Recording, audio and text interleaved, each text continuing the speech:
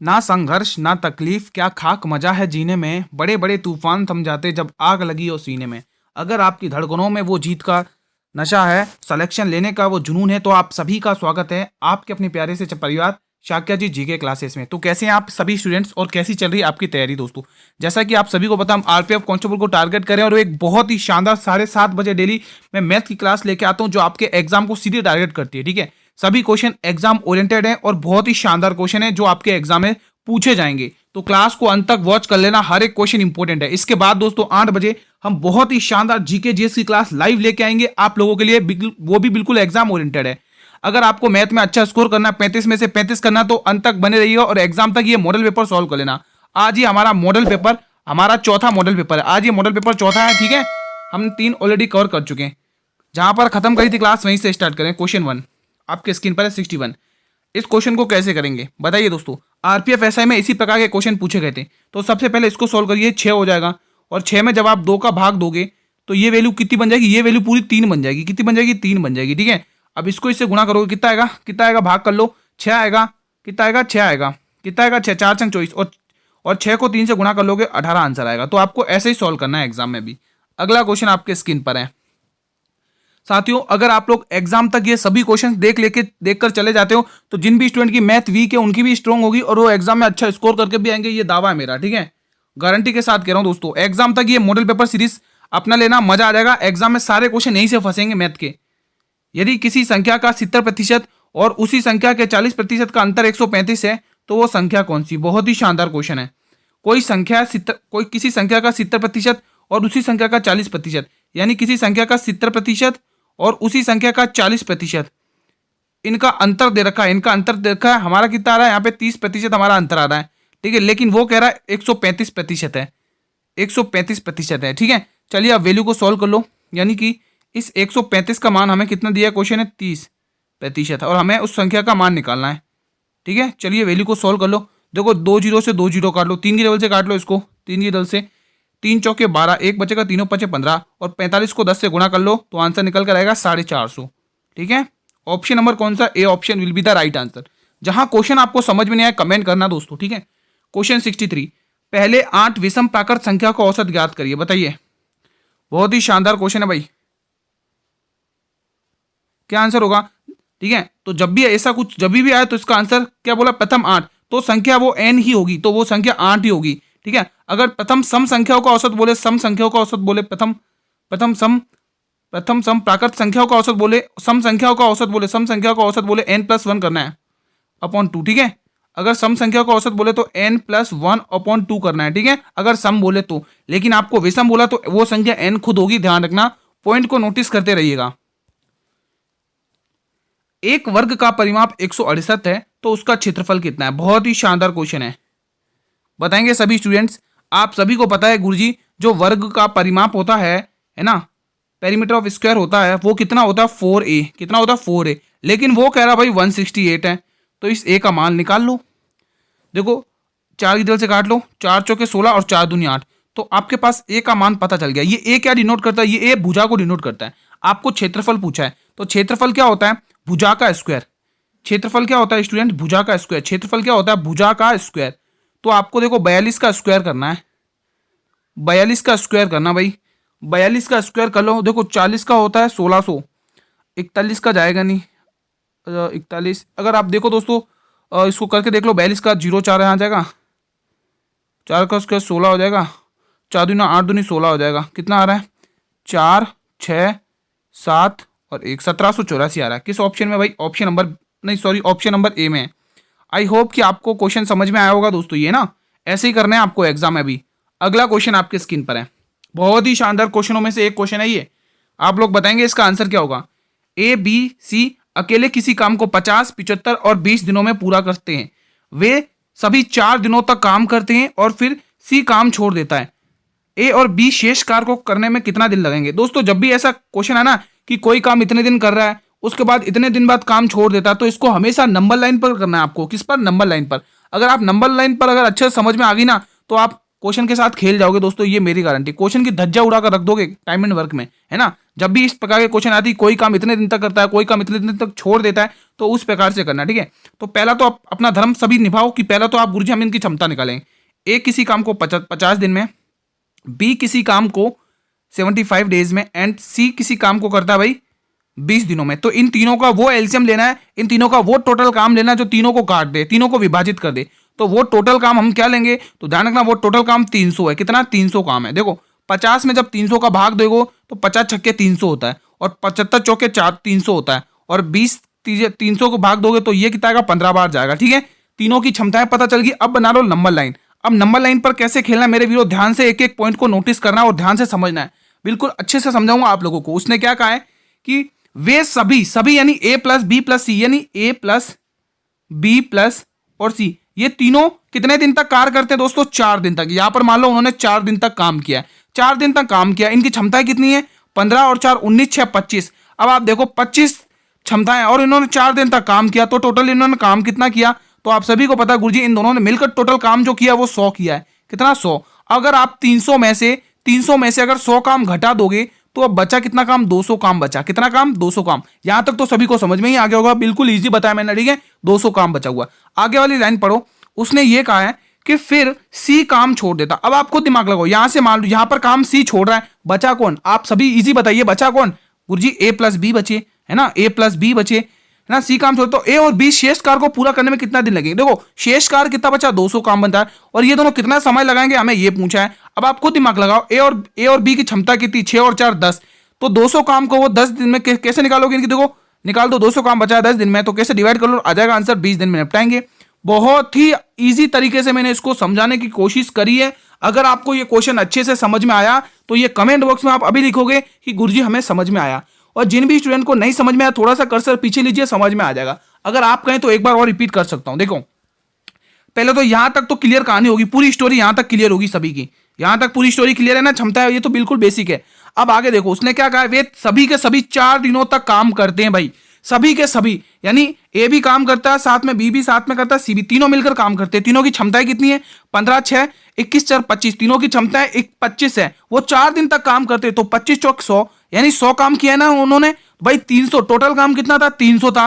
300 में से जब आपने 100 घटाया तो अब आपके पास शेष काम कितना बचा, 200, ठीक है। आगे लाइन पढ़ो। सी काम छोड़ देता है। अब आप खुद दिमाग लगाओ, 3 व्यक्ति थे, उसमें से सी ने काम छोड़ दिया, बचे कौन, ए और बी। तो ए और बी उस दिन काम को कितने दिन में करेंगे, तो ए और बी की क्षमता कितनी है, 6 और 4 10, बचा काम कितना, 200। तो 200 में 10 का भाग करो, आपके पास पता चल जाएगा कि वो दोनों मिलकर 20 दिन में काम निपटाएंगे, ठीक है। आई होप गाइस आपको अच्छे से समझ में आया होगा। अभी भी ना समझा, थोड़ा सा कर्सर पीछे किएगा, समझ में आ जाएगा।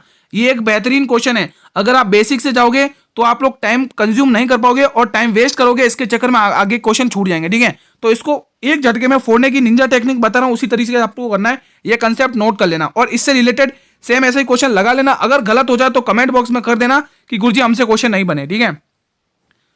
किसी वस्तु के इसके मूल विक्रय मूल्य पर है ना 7/12 पर बेचने पर हरीश को 16% की हानि होती है। यदि वो इसे मूल विक्रय मूल्य के 90% पर बेचता है तो कितने प्रतिशत का लाभ होगा, आपको ये बताना है। साथियों बहुत ही शानदार तरीके से ट्रिक से क्वेश्चन सॉल्व करूंगा दोस्तों, ठीक है। एग्जाम तक ये मॉडल पेपर ले लेना दोस्तों, मैं गारंटी के साथ कह रहा हूं दोस्तों, चुटकियों में क्वेश्चन फोड़ के आओगे, गारंटी मेरी, ठीक है। आप लोग एग्जाम तक ये मॉडल पेपर देख लेना। डेली बेसिस पर 7:30 बजे क्लास अपने निर्धारित समय पर हाजिर हो जाती है आपकी रिवीजन के लिए, ठीक है। देखो अब करना कैसे, उसने बोला भाई 16% की हानि होती है भाई। 100% कोई चीज होती है, उसमें अगर आप 16% की हानि कर दोगे तो 84% बचेगा कि नहीं बचेगा, बताइए। बिल्कुल गुरुजी सही कह रहे हो आप, 84% बचेगा, 84% बचेगा। अब उसने कहा है कि मूल विक्रय मूल्य के 7/12 पर बेचने पर आपको यह अनुपात दे रखा 7/12, लेकिन अब आपको ये क्या लिखना है, इसको उल्टा लिखना है, 12/7 लिखना है। क्या लिखना है, 12/7 लिखना है। लिख लो इसको 12/7, समझ में आया। इसका उल्टा कर लेना। ये करने पर उसको 90% मूल विक्रय मूल्य के ऊपर बेचता है, यानी 90% पर वो सामान बेचता है। मूल विक्रय मूल्य बोला है 90% पर। चलो अब इसको फोड़ लो, अब मजा आ जाएगा क्वेश्चन को फोड़ने में। देखो 7 की टेबल से काटोगे कितनी बार जाएगा गुरुजी, 7 की टेबल से 12 7 84 होता है, ये 12 बार गया, ठीक है। एक जीरो से दोस्तों आप एक जीरो तोड़ लोगे, ठीक है। अब 12 और 12 कितना होता है, 144 होता है। 12 गुणा 12 144 होता है। 144 को 9 से गुणा कर लो और 10 से भाग कर लो, मजा आ जाएगा भाई। मैंने जीरो से ये 10 नीचे क्यों छोड़ा, ताकि हम पॉइंट से इजीली इसको कर सकें, ठीक है। आप सभी को पता है 9 चौके 36 का 6 होता है गुरुजी, 9 चौके 36 का 6 कैरी 3 होता है। 14 नंबर 126 होता है। 14 नंबर 126 और 3 कितना होता है? 129 होता है। 129 होता है और उसको आपको 10 से भाग करना। आंसर आपके कदमों में आ गया ना। आंसर कितना आया? 129.6, 129.6। और आप सभी को पता है गुरुजी, इसके अंदर सीपी भी होता है और प्रॉफिट भी होता है, और प्रॉफिट भी होता है। 100% सीपी है और इसमें और 29.6% क्या है? प्रॉफिट है। और हमारे क्वेश्चन का आंसर बी ऑप्शन दिख रहा है 29.6। समझ में आया कैसे करना है इस क्वेश्चन को? ठीक है, थोड़ा सा कर्सर पीछे करिएगा, इजी क्वेश्चन है, बस कुछ नहीं करना है, इसका उल्टा लिखना है, इसका उल्टा कर लेना है, बस काम खत्म है ना। क्वेश्चन 67, जब आप इसको 9 से विभाजित करते हो इस संख्या को, तो शेषफल क्या बचेगा? जब भी मेरे वीरों आपको ऐसा बोले ना कि ये जो कोई भी नंबर हो एक्स वाई जेड, यहाँ पर कोई भी संख्या दे रखी हो है ना, जैसे यहाँ पे ये संख्या दे रखी है, आपको बोले कि इसको आपको 9 से भाग करना है, तो शेषफल क्या बचेगा? रिमाइंडर। तो हमेशा ध्यान रखना, 9 का नियम पता है ना आपको, तो 9 के नियम से हिसाब से जहां पर भी 9 बन रहा है उसको काट दो, है ना। तो जैसे 5 और 4 9 बन रहा है, इसको हटा दो। अब देखो 3 और 4 7, 7 और 2 9, तो 9 में से 9 गया, ये भी 9 बना, इसको भी काट दो, बचा क्या? 0 बचा। बस यही तो करना आपको, है ना। तो जब भी ऐसी डिजिट आए तो आपको ऐसे ही करना है, ठीक है। अगला क्वेश्चन देख लो। कुछ आदमी एक काम को 12 दिन में कर सकते हैं, उससे दुगना आदमी आधे काम को कितने दिन में पूरा करेंगे? बताइए। इस क्वेश्चन को बहुत ही शानदार है साथियों। अभी तक जिसने क्लास को लाइक नहीं किया मेरे वीरों, क्लास को लाइक कर लो। चैनल अभी तक जिसने सब्सक्राइब नहीं किया, चैनल को सब्सक्राइब कर लो। एग्जाम तक जुड़े रहोगे दोस्तों, मैं दावे के साथ कह रहा हूं, धुआं धुआं काट के आओगे मैथ में, है ना। क्या आंसर होगा दोस्तों बताइए। इसके बाद आपको हमारी जीके जीएस की क्लास में भी ज्वाइन होना लाइव, ठीक है, जो एग्जाम को टारगेट करते हुए बिल्कुल एग्जाम ओरिएंटेड क्वेश्चन है उस क्लास में। इस प्रश्न का आंसर बताएंगे आप सभी वीर। तो हमें पता है गुरुजी, एमडीएच कंसेप्ट इस क्वेश्चन को फोड़ना है ना। उसने कहा एक आदमी, मतलब कुछ आदमी बोल लो या एक, चलो हम एक आदमी मान लेते, एक आदमी किसी काम को 12 दिन में कर सकता है, ठीक है। उससे दुगने आदमी यानी यहाँ एक था, एक का दुगना कितना होगा? 2 होगा। 2 आदमी उसी काम को कितने दिन में करेंगे? बस ये क्वेश्चन है, पूछा है, बस 6 दिन में करेंगे, बस इतना इजी क्वेश्चन है ना। तो आपको ऐसे ही करना है, ये क्वेश्चन एग्जाम में ऐसे ही आएंगे क्वेश्चन, ठीक है। चलिए अगला क्वेश्चन बिल्कुल आपके एग्जाम ओरिएंटेड है, ठीक है। यदि किसी वस्तु को 425 में बेचने पर उतना ही लाभ होता है जितनी उसको 325 में बेचने पर हानि होती है, तो वस्तु का कितना क्रय मूल्य क्या होगा? साथियों कॉपी पेन लेकर बैठा करो, इस पॉइंट को नोट करो। जब भी आपको क्वेश्चन ऐसा बोले किसी वस्तु को इतने में बेचने पर उतना ही लाभ होता है जितना उसको इतने पे बेचने पर होता है, जब भी ऐसा क्वेश्चन बोले तो आपको कुछ नहीं करना, दोनों को जोड़कर 2 का भाग दे दो। जब भी आपको ऐसा क्वेश्चन बोले, 4 3 7, 750, 750 का आधा लिख लो, है ना। जब भी ऐसा क्वेश्चन बोले दोनों को जोड़कर 2 का भाग दे दो, आंसर आ जाएगा। बताइए दोस्तों, जब भी ऐसा है दोनों को जोड़कर 2 का भाग दे दो, तो आपको करना है क्या है? 425 प्लस 325 ये करना है और 2 का भाग दे लो, है ना। 2 का भाग दे लो। यहाँ पे एक ऑप्शन और लिख लो, ई ऑप्शन और लिख लो 375, ई ऑप्शन और लिख लो 375, है ना। अब इसको सॉल्व कर लो, ठीक है। अब इसको सॉल्व कर लो, आंसर आ जाएगा। जब भी ऐसा बोले कि किसी चीज को इतने बेचने पर उतना ही लाभ होता है जितना कि उस वस्तु को इतने बेच पर उतना ही हानि होती है, हानि और लाभ जब भी आए ना, ऐसा है कि जिस वस्तु को इस पर बेचने पर उतना ही लाभ होता है जितना कि उस वस्तु को बेचने पर उतनी ही हानि होती है। जब भी ऐसा क्वेश्चन है 2 को जोड़कर 2 का भाग दे लो, है ना। इन दोनों को जोड़कर 2 का भाग ले लो। 4 3 7 यानी 750 में 2 का भाग दे लो, तो इसका कितना आएगा भाई? देख लो, कर लो भाग देके। 2 3 6, 2 7 14 और 2 5 10, 375 आएगा। किस ऑप्शन में? ऑप्शन नंबर ई में, ठीक है, ऑप्शन नंबर ई। अगला क्वेश्चन आपके स्क्रीन पर है, बहुत ही शानदार क्वेश्चन है। बताइए इस प्रश्न का आंसर। वह छोटी से छोटी प्राकृत संख्या ज्ञात करें, छोटी से छोटी प्राकृत संख्या ज्ञात करें जिसे 18 5 81 90 से पूरी तरह से विभाज्य हो। देखो उसने क्या बोला? छोटी से छोटी संख्या ज्ञात करनी है आपको, है ना। छोटी से छोटी संख्या, तो देखो सबसे पहले उठाओ 90। मैं पहले 90 का खेल बताऊंगा। 90 का विभाजकता का नियम क्या कहता है कि 90 में गुरुजी हमें 2 चीज देखने को मिलती, कौन कौन सी? 10 गुणा 9 देखने को मिलता है, 10 गुणा 9 देखने को मिलता है। अब हमें यह भी पता है कि कोई भी नंबर 10 से तभी भाग होगा जब उसका इकाई अंक 10 0 आ रहा होगा। मैंने क्या कहा? कोई भी नंबर 10 से तभी विभाजित होगा जब उसका इकाई अंक 0 आ रहा होगा। क्या इसका इकाई अंक 0 आ रहा है तो ये तो कभी 10 से भाग होगा ही नहीं ना, तो ये होगा, इनके इकाई अंक 0 आ ही नहीं रहे, ठीक है। अब बात होती है दोस्तों 9 की। 9 का रूल क्या कहता है गुरुजी? 9 से वही नंबर भाग होगा जो दोनों से विभाजित हो, जो दोनों से विभाजित हो। लेकिन 720 और 81 ये तो दोनों से ही विभाजित हो रहे। अब दिमाग क्या लगाना, उसने क्या बोला? छोटी से छोटी संख्या, तो सबसे बड़ी प्रायिकता आप 720 को दोगे। किसको? 720 को। ठीक है दोस्तों, 720 को पहली प्रायिकता देना, 810 नहीं होगा। उसने बोला छोटी से छोटी संख्या, अगर वो बोलता ना वह बड़ी से बड़ी संख्या तो आप 810 टिक करते, लेकिन उसने छोटी से छोटी संख्या बोली। Option number A will be the right answer. देखो इन चारों नंबर का भाग चला जाएगा इसमें, है ना, चारों नंबर का भाग चला जाएगा। तो ठीक है, ध्यान रखना है, एग्जाम के लिए इंपॉर्टेंट क्वेश्चन है ये। अक्सर बच्चे गलत कर देते हैं, पढ़ते हैं नहीं क्वेश्चन को पूरा, वो गलत कर देते हैं, लेकिन आपको गलत नहीं करना है।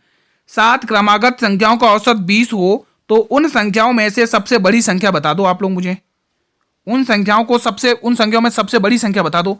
दोस्तों जब भी ऐसा क्वेश्चन आए तो हमेशा देखो औसत उस क्या होता है, बीच में होता है। चलो बीच में औसत हो गया, ठीक है। इसके बाद कौन सी संख्या 21 आएगी, इसके बाद कौन सी संख्या आएगी 22 आएगी, इसके बाद संख्या कौन सी आएगी 22 लिखना है ना, 22 आएगी ना, 22 आएगी। इसके बाद 23 आएगी, इससे पहले कौन सी संख्या आएगी 19 आएगा, इससे पहले 18 आएगा, 3 तो 5 है, इससे पहले 17 आएगा। अब उसने क्वेश्चन है क्या कहा, सबसे बड़ी संख्या बताइए। सबसे बड़ी संख्या बड़ी कौन सी है, बड़ी तो गुरुजी 23 दिख रही है, तो 23 इसका आंसर सही जवाब होगा। ठीक है, कुछ स्टूडेंट इस क्वेश्चन को गलत भी कर देते हैं दोस्तों, है ना, लेकिन आपको गलत नहीं करना है, समझ के करना है। 2 साल के लिए एक निश्चित धनराशि पर साधारण ब्याज और चक्रवर्ती ब्याज आपको दे रखा है, तो ब्याज की दर निकालनी है। बहुत ही शानदार क्वेश्चन है, अल्टीमेट क्वेश्चन है।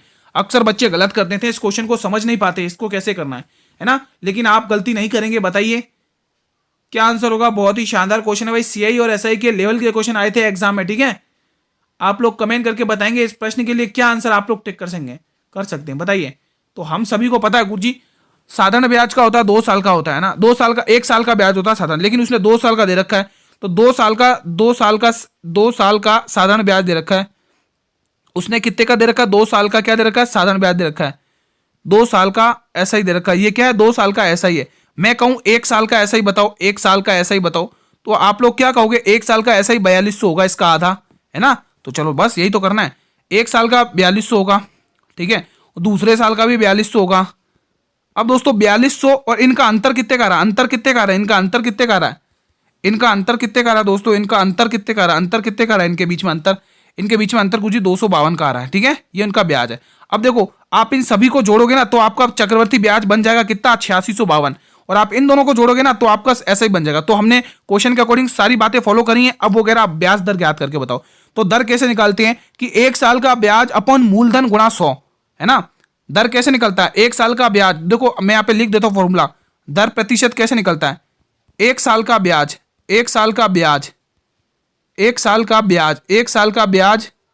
अपॉन मूलधन गुणा 100%, ये आपको दर निकालने का फॉर्मूला मिलता है। ठीक है, चलो इसी के अकॉर्डिंग अब हम सॉल्व करते हैं। ठीक है, 252 तो हमारा क्या है, 1 साल का ब्याज है, और मूलधन कितना है भाई, मूलधन देख लो यहाँ पे कितना दे रखा है, मूलधन 4200 रुपए है। कितना है, 4200 रुपए, मूलधन 4200 रुपए, और 100% पे दर पे निकालना फॉर्मूला। ठीक है, चलिए 2 जीरो से 2 जीरो काट लो, कितना बच रहा है, आप इसको काट लो, 7 की टेबल से काटना है, 7 21 4, हाँ 7 तिया 21, 7 छंग 42, और 7 छंग 42 और 6 छंग 36, तो दर प्रतिशत आया है 6% का। किस ऑप्शन में है, 6% है, ऑप्शन नंबर डी में। आई होप गाइज आपको अच्छे से समझ में आ गया होगा। ठीक है, ये फॉर्मूला ध्यान रखना दर प्रतिशत का। चलिए अगला क्वेश्चन, एक निश्चित बिल पर 40% की छूट तथा 30% की 2 क्रमिक छूट का अंतर दे रखा है। अब बहुत सारे बच्चे इसको गलत करेंगे, मुझे पता है ये गलत करेंगे, क्वेश्चन की भावनाओं को समझ नहीं पाएंगे और क्वेश्चन की भावनाओं में बहल जाएंगे और गलत कर देंगे। हमें पता है गलत कहां करोगे, आप गलती यहां पर करोगे। यहां अगर आप ध्यान से नहीं पढ़ोगे, 30 की 2 क्रमागत छूट, क्रमागत यानी 2 लगातार छूट दिए 30 की, आप 30 और 40 का निकाल दोगे, गलत हो जाएगा। यहीं पे क्रमागत यानी 30 की, तो आप और उस फॉर्मूले से सॉल्व कर लो, एक्स वाई से, है ना। देखो 30% की 2 क्रमागत छूट दी, 30 प्लस 30 माइनस 30 गुणा 30, चलो और अपॉन में 100, बस ये फॉर्मूला लगाओ। अभी पूरा सॉल्व नहीं हुआ, आप ध्यान से देखना करना कैसे। 30 और 30 कितना होता है, 60 होता है, माइनस 1 जीरो से ये जीरो गया, अब 9 माइनस 3 3 9 माइनस और कर लो, ये तो आई भाई 51% की छूट, ये अलग एकल छूट आई है 51% की, एक और छूट दे रखी उसने कितने 40% की, यही तो अंतर दे रखा है। इसलिए क्वेश्चंस को लेके आया हूं ताकि आप गलत करो इस क्वेश्चन को। मुझे पता है बहुत, जो समझदारी से कंसेप्ट से सॉल्व करेगा उसको पता है कैसे करना। अब 2 छूट आ गई, वापिस वही फॉर्मूला लगा लो आप लोग, 51 प्लस 40 गुणा 51 गुणा 40। अच्छा रुको आगे सॉल्व मत करो, उसने अंतर दे रखा तो फिर आगे हम सॉल्व क्यों करें, उसने अंतर दे रखा तो हम फिर आगे सॉल्व करें।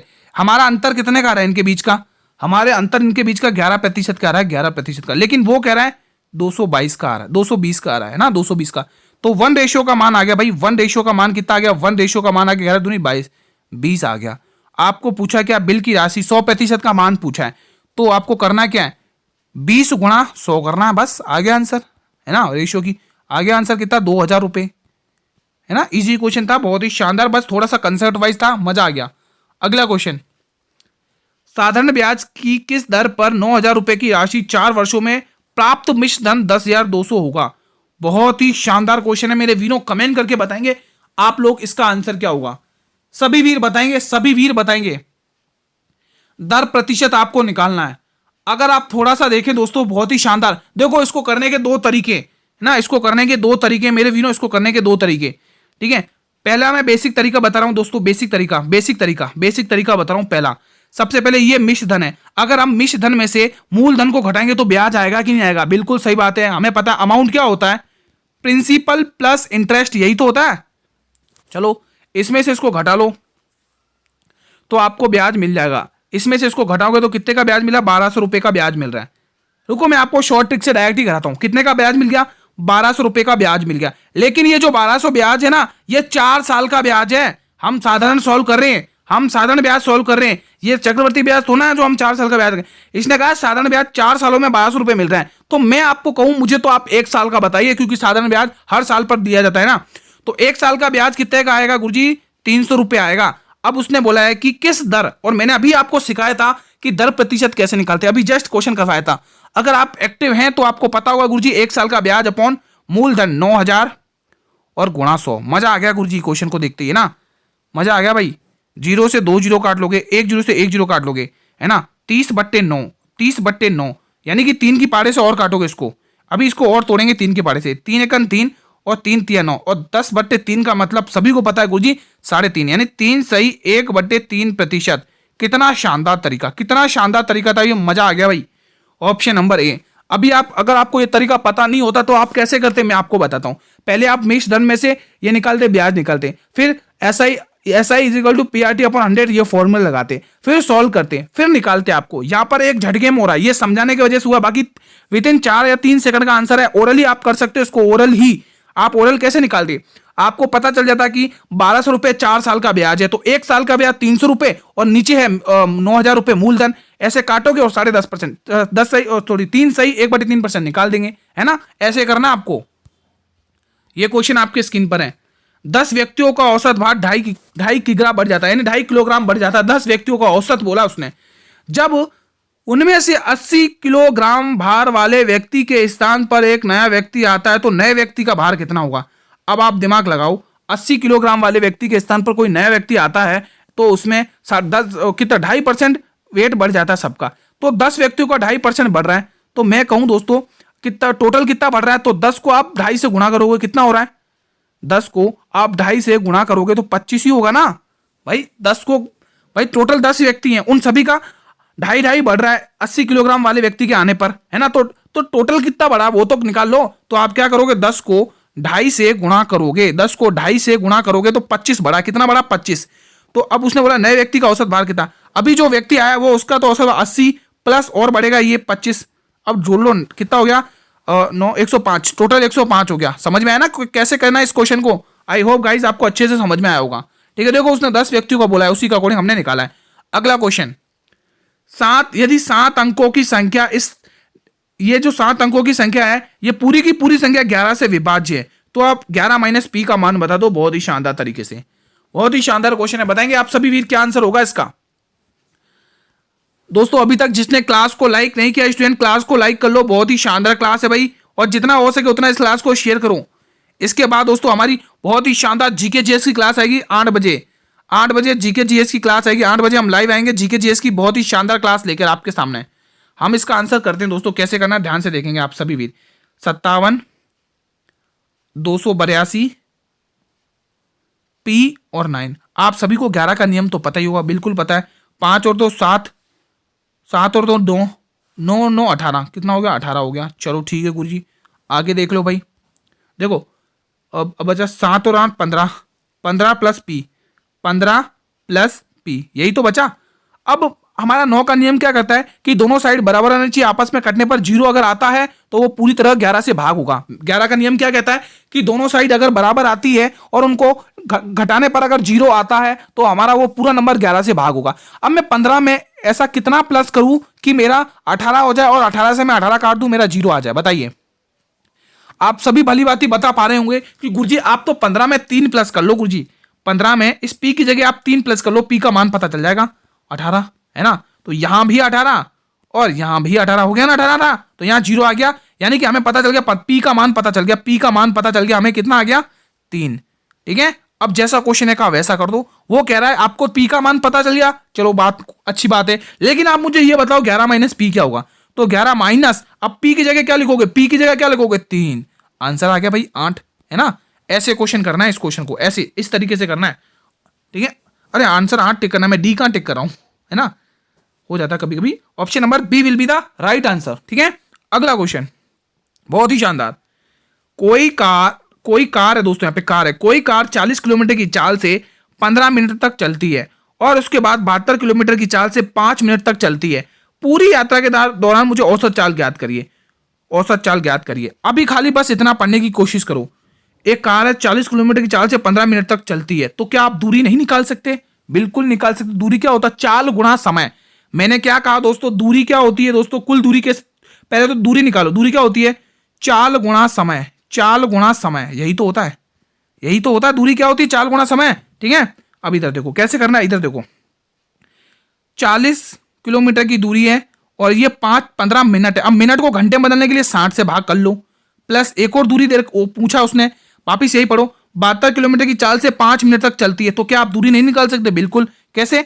72 किलोमीटर की चाल से वो 5 मिनट, मिनट को घंटे में चेंज करेंगे, 60 से भाग करेंगे। ठीक है, एक बार पहले कुल दूरियां निकाल लो, आप लोग कुल दूरियां निकालो। 15 चौके 60 और 4 धाए 40, एक दूरी तो 10 की यहां पर आई, प्लस ये 12 बार जाएगा और 12 छक्के 72, ये आई 6 की और आ गई।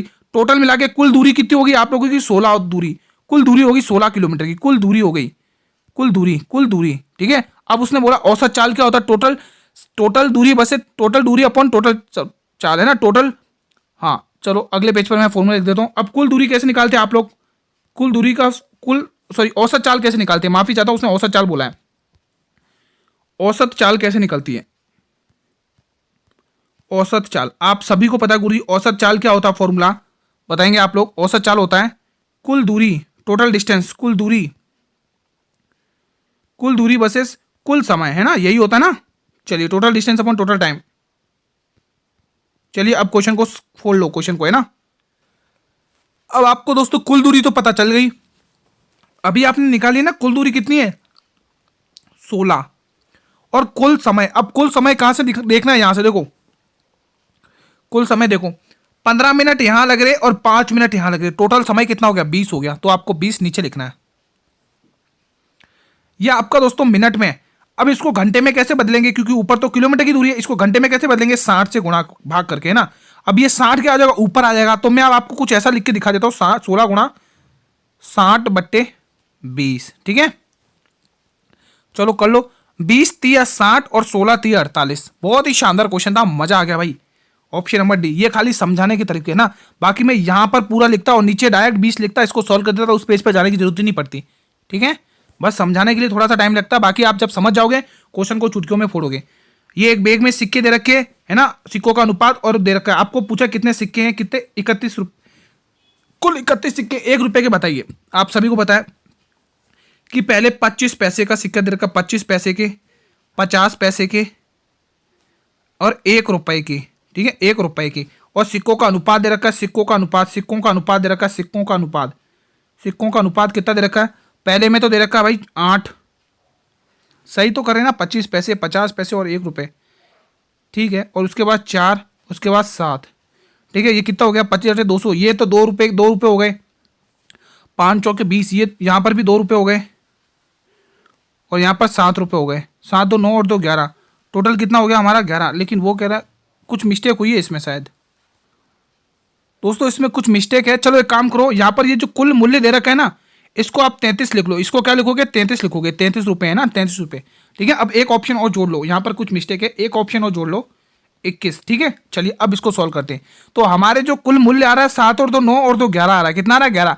लेकिन वो कह रहा है 33 है, तो कितने गुना हो रहा है? 3 गुना। अब उसने पूछा क्या आपको 1 रुपए के सिक्के के कितने, तो 1 रुपए के कितने भाई? 7 सिक्के, तो 7 गुना 3 करोगे 21 आंसर आएगा, ठीक है। तो यहां पर ऑप्शन नंबर कौन सा आएगा? ई आएगा दोस्तों, ठीक है। चलिए अगला क्वेश्चन, 79वां क्वेश्चन देखिए। एक वस्तु के क्रय मूल्य में 10% की हानि आ जाती है, फिर 20% की वृद्धि हो जाती है, तो अंतिम मूल्य ये देखा है, वास्तविक मूल्य ज्ञात करना है। जब भी ऐसा है CPSP लिख लो, CPSP। आप सभी को पता 10% हानि का मतलब 1/10 है ना। 10 से वैल्यू 9 हो जाती है। उसके बाद 20% की वृद्धि, 20% की फ्रैक्शन वैल्यू 1/5, 5 से वैल्यू 6 हो जाती है। टोटल 50 हो रहा है और यहाँ 54 हो रहा है, यहाँ 54 हो रहा है। कितना हो रहा है? 54 हो रहा है, 54 है ना, 54 हो रहा है। चलो एक एक जीरो और बढ़ा लो, एक एक जीरो और बढ़ा लो, ठीक है।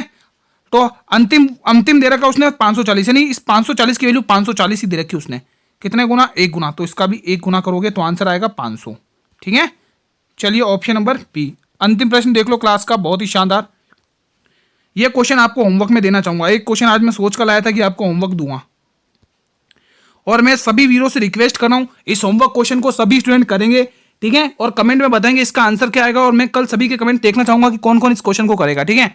साथियों क्लास कैसे लगी आप लोग कमेंट करके बताइए। बहुत ही शानदार क्लास थी भाई, ठीक है। अभी तक जिस भी वीर ने क्लास को लाइक नहीं किया, क्लास को लाइक कर लो, और अभी तक जिसने भी चैनल को सब्सक्राइब नहीं किया, चैनल को सब्सक्राइब कर लो दोस्तों, आपको आगे का नोटिफिकेशन मिलता रहेगा। शेयर भी करो दोस्तों, अभी तक जिसने शेयर नहीं किया है। साथियों अगर आप लोग इसकी PDF चाहते हैं, इसका रिवीजन करना चाहते हैं दोस्तों, एग्जाम तक बने दोस्तों, सभी मॉडल पेपर की PDF चाहते हैं तो फ्री PDF मिलेगी। इसकी जो PDF आपको फ्री मिलेगी, कोई प्राइस नहीं है, कोई चार्ज नहीं है, बस आपको टेलीग्राम ग्रुप पर इसकी PDF मिल जाएगी। टेलीग्राम ग्रुप को ज्वाइन कर लो। इस वीडियो के डिस्क्रिप्शन बॉक्स में मेरे वीरों टेलीग्राम ग्रुप का लिंक दिया हुआ है, ज्वाइन कर लो, ठीक है। अभी तक जितना भी हमने RPF के लिए पढ़ाया उन सभी की PDF आपको टेलीग्राम ग्रुप पर मिल जाएगी। इसके बाद दोस्तों 8 बजे दोस्तों GK GS की लाइव क्लास चलेगी दोस्तों, लाइव क्लास GK GS चलेगी लाइव, वो भी लाइव क्लास चलेगी। आप लोगों के सामने हम लाइव आएंगे और अच्छे से GK GS का रिवीजन करेंगे बहुत ही शानदार तरीके से, ठीक है। तो 8 बजे जुड़ना ना भूलें दोस्तों। कल हम इसी टाइम पर मिलेंगे 7:30 बजे एक और नई मॉडल पेपर के साथ, एक और नए धमाकेदार जोश के साथ। तब तक मेरे वीरों जय हिंद, जय भारत, वंदे मातरम। धन्यवाद दोस्तों।